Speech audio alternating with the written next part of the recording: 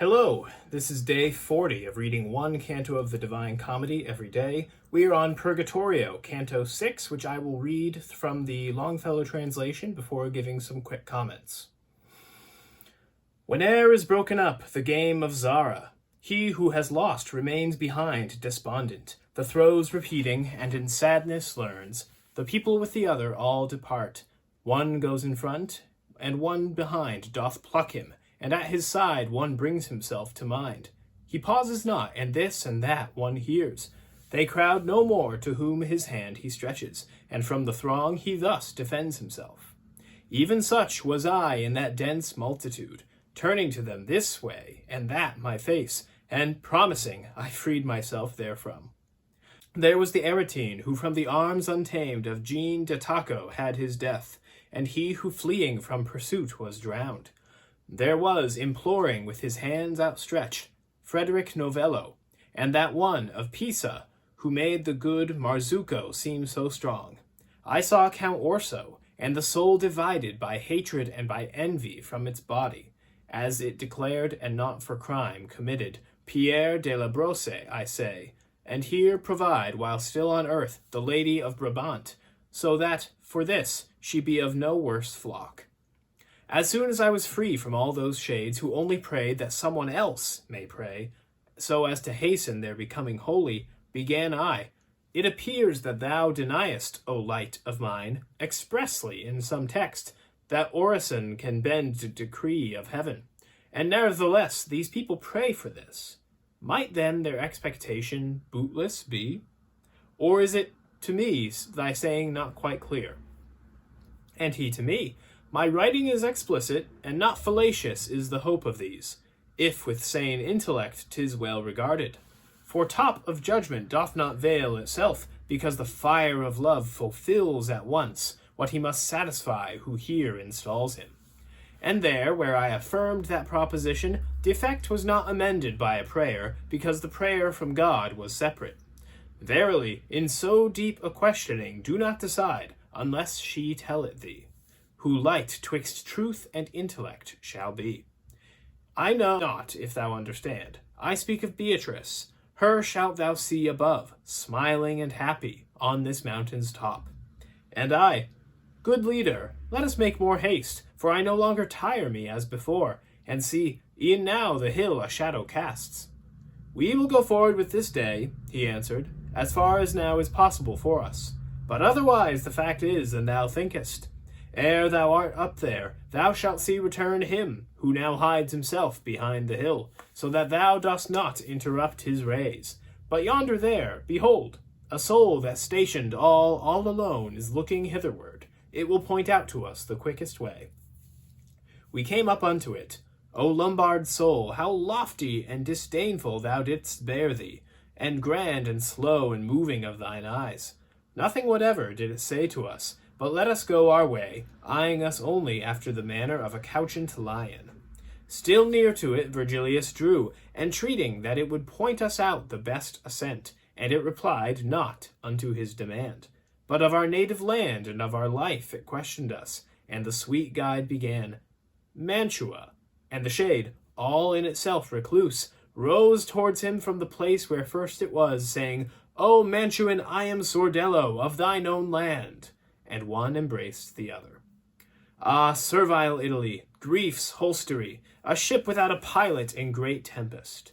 No lady thou of provinces, but brothel.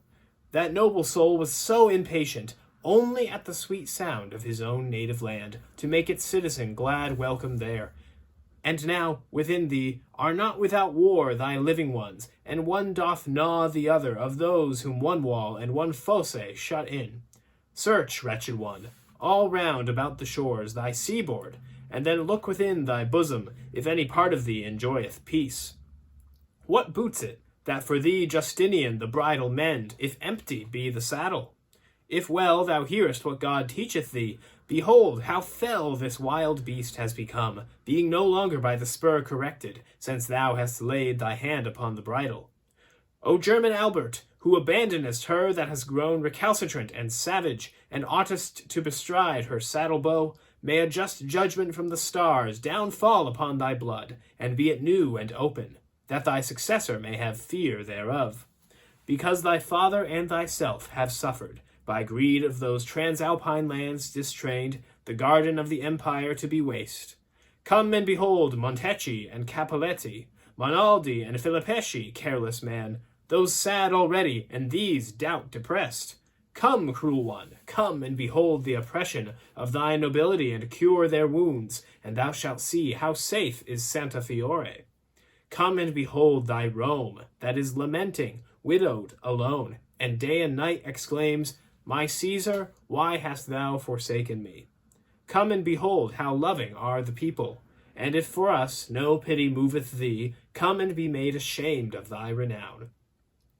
And if it lawful be, O Jove supreme, who upon earth for us wast crucified, are thy just eyes averted otherwhere? Or preparation is it, that, in the abyss of thine own counsel, for some good thou makest for our perception utterly cut off? For all the towns of Italy are full of tyrants, and becometh a Marcellus each peasant churl who plays the partisan.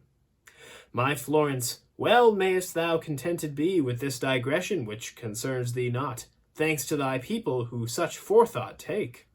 Many at heart have justice, but shoot slowly, that unadvised they come not to the bow, but on their very lips thy people have it. Many refuse to bear the common burden, but thy solicitous people answereth without being asked, and crieth, I submit. Now be thou joyful, for thou hast good reason, thou affluent, thou in peace, thou full of wisdom. If I speak true, the event conceals it not. Athens and Lacedaemon, they who made the ancient laws, and were so civilized, made towards living well a little sign compared with thee, who makest such fine-spun provisions, that to middle of November reaches not what thou in October spinnest. How oft, within the time of thy remembrance, laws, money, offices, and usages hast thou remodeled and renewed thy members? And if thou mind thee well, and see the light, thou shalt behold thyself like a sick woman, who cannot find repose upon her down, but by tossing wardeth off her pain.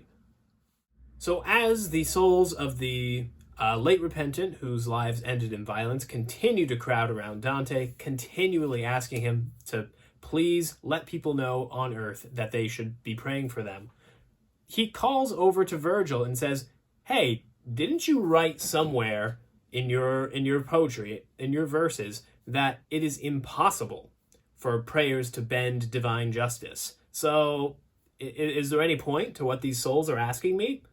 And Virgil says, well, you read what I wrote. I did write that. But remember, he says, and I want to take the Mark Musa translation's version of this quote for a moment. He says, their hopes are not deceived, for high justice would in no way be debased if ardent love should cancel instantly the debt these penitents must satisfy. It's interesting. This is another example how justice and mercy coexist within God. The justice is not going to be upset if the ardent love of God instantly cancels out the time that these souls have to wait in purgatory to be purged. That's his 30-second answer.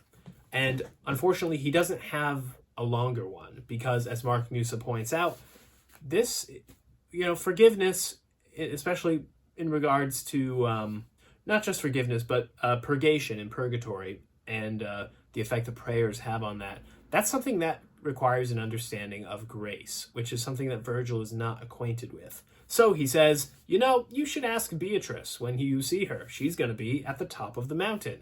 This is the second time that he's encouraged Dante to look ahead to Beatrice. But this time he mentions something. He says, oh, remember that Beatrice is up at the top of the mountain. You're going to see her and she's going to be happy to see you. She'll be smiling. Just remember that. Trust me. After that, Dante goes on a long diatribe against Italy, which is full of chaos and war in almost every city non-stop. We've mentioned before how he really loves Rome, the empire, that is, and loves Caesar as well. Not just, Julius Caesar, but the fact that there is, or was, an emperor who could, hold the entire region in stability to keep all this infighting from happening. And so he says he's yearning for Caesar, for an emperor to come. And he even says it in, semi blasphemous terms. He says, "My Caesar, why have you abandoned me?" That's from the Psalms. That's it's supposed to be, "My God, why have you abandoned me?" Right?